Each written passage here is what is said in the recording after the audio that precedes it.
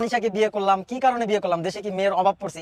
উনাকে কেউ চিনেন? চিনে না থাকলে আমি চিনাচ্ছি, সমস্যা নাই। উনি হচ্ছে নাজিম ব্রো, যে নাকি বউয়ের বান্ধবীকে বিয়ে করে ফেলেছে, তা আবার বউকে মিথ্যা ডিভোর্স পেপার দিয়ে।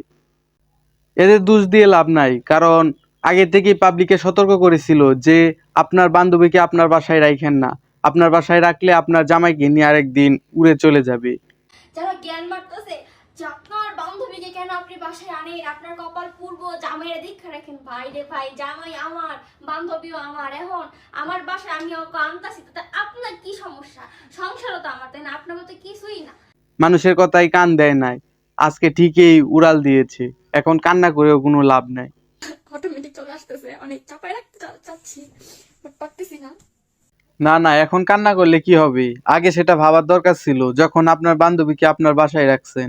এখন কান্না করে তো কোনো লাভ নাই।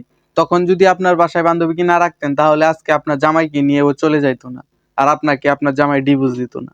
আর বউকে রেখে যে বান্ধবীকে বিয়ে করেছে তাকেও একটু দেখে আসি, আই মিন আমাদের এখনের ভাবি তানিশা ভাবিকে একটু দেখে আসি। রাজা প্যারির প্রেমে মজিল রে, নিশা লাগিল রে, নিশা লাগিল রে, বাঁকা নয়নে নিশা। ওই যে বাংলাতে একটা প্রবাদ আছে না, যে দুধ কলা দিয়ে কালসাপ পুষেছি, ঠিক সেরকমই হয়েছে মিম আপুর সাথে। দুধ কলা দিয়ে তার বান্ধবী তানিশা আপুকে কালসাপ হিসেবে পুষেছে।